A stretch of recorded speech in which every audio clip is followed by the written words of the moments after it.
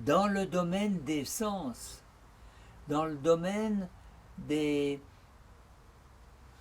de l'imprévisible, de l'indicible, du non diagnosticable facilement, il y a un univers qui peut être relaté par les émotions que nous proposent nos cinq sens.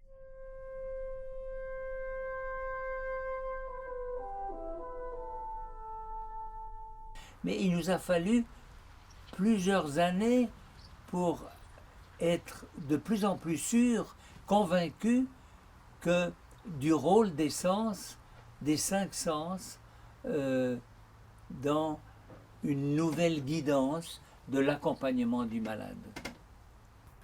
Le passeport sensoriel nous invite à écrire quelques mots sur ce que nous aimons voir, entendre, goûter, sentir et toucher. En écrivant notre passeport sensoriel, nous réfléchissons sur nous-mêmes, nous comprenons mieux qui nous sommes et ce qui nous lie au monde.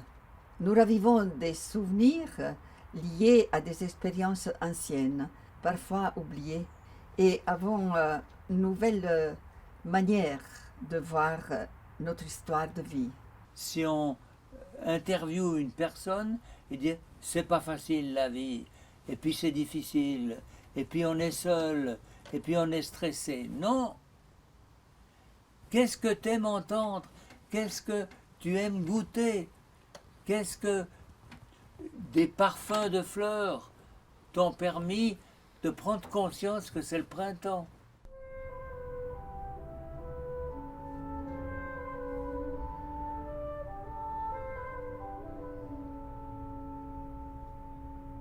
Si je ne pouvais pas toucher les choses qui s'offrent à moi, ben, il manquerait vraiment quelque chose. L'odorat. Comment l'odorat, le goût. Une bonne cuisine, on oublie trop souvent lorsque l'on mange ou lorsque l'on boit un bon vin, à quel point nous sommes des êtres favorisés par la nature de pouvoir sentir ces choses-là. À Vevey, chaque fois que je pouvais m'échapper du collège, il y avait un petit bar à tabac qui vendait de la réglisse. Et puis la réglisse aussi, j'aime bien parce qu'il y a une liberté de forme pour cette odeur qui est immense.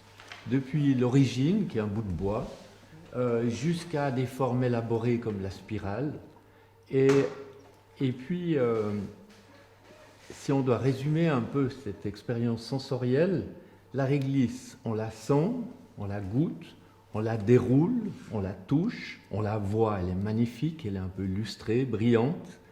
Et puis, pour moi, elle est complète. Donc, c'est l'enfance et vraiment la liberté. Parce que chaque fois qu'on sortait, il y avait cette réglisse. Et puis, je crois que je me souviens à peu près que de ça de l'école. La force de ce passeport sensoriel, c'est de nous permettre de nous relier à nous-mêmes et souvent à des racines profondément enfouies, ancrées en nous et qui ne sont jamais très loin. On les croit disparues, elles émergent et souvent ces racines plongent dans notre enfance. Mes parents étaient agriculteurs à la ferme, à la campagne, famille de 12 enfants et on crottait la maison, forcément. Mes frères, quand ils rentraient des champs, c'était tout crotté partout, c'était sale la maison. Et je me souviens que maman, le samedi, elle faisait cirer les meubles. Et je peux vous dire que j'ai toujours de la bonne cire et que je cire régulièrement mes meubles. Et que j'aime rentrer en sentant l'odeur du meuble ciré. Pour moi, c'est le lien avec maman. Le passeport national, c'est toi en tant qu'individu lambda d'une société X.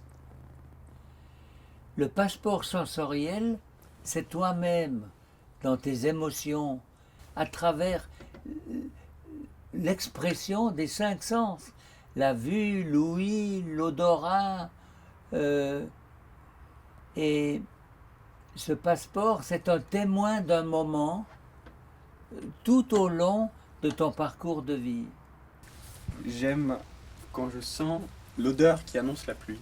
En fait, je crois que c'est un peu l'odeur d'humidité, puisque j'aime aussi bien l'odeur de ma cave. En tout cas, l'odeur de ma cave me plonge un peu dans l'odeur de mon enfance, quand j'allais chercher mes skis à la cave.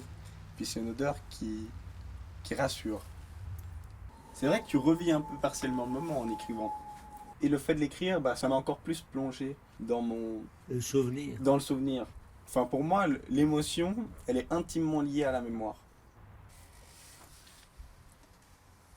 Le passeport sensoriel s'adresse à tout le monde et à tous les âges. Qu'est-ce que j'aime sentir? Qu'est-ce qui m'émeut? L'odeur de gâteau. On peut en faire un objet très personnel, mais vraiment avec la liberté qui nous est propre.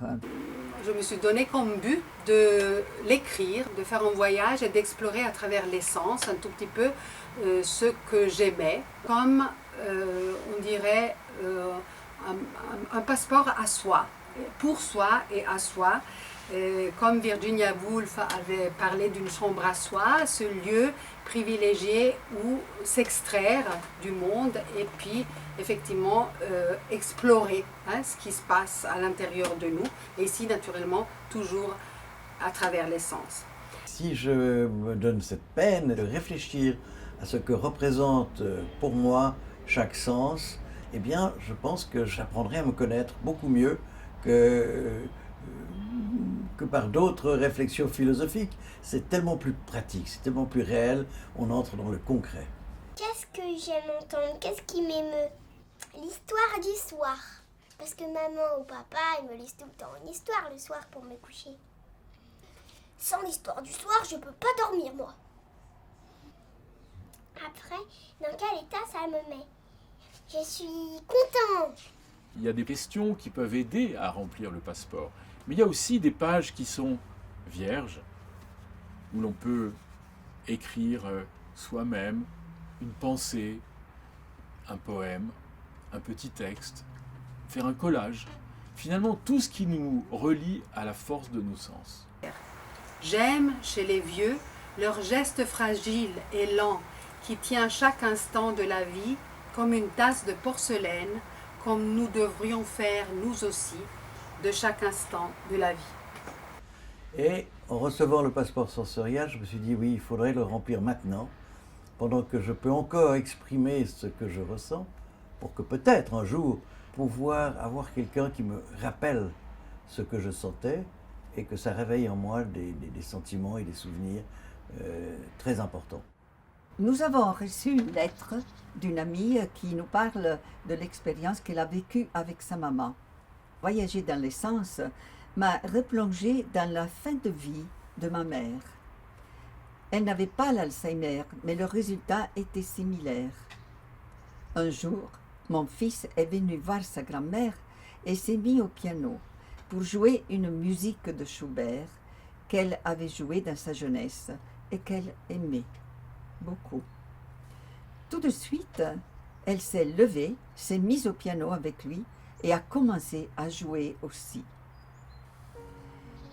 Je suis d'accord avec vous que les sens sont très importants pour éveiller en nous nos mémoires de notre jeunesse jusqu'à nos jours d'aujourd'hui. Et toi, grand-papa, qu'est-ce que tu aimes voir?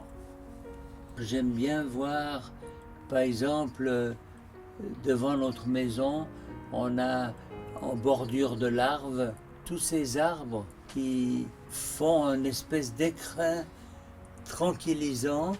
Et puis alors il y a un ombre de vert. C'est une vision qui me tranquillise. Nous vous souhaitons de très beaux voyages au pays des sens. Prendre conscience de ses sens, c'est percevoir et découvrir sa sensibilité.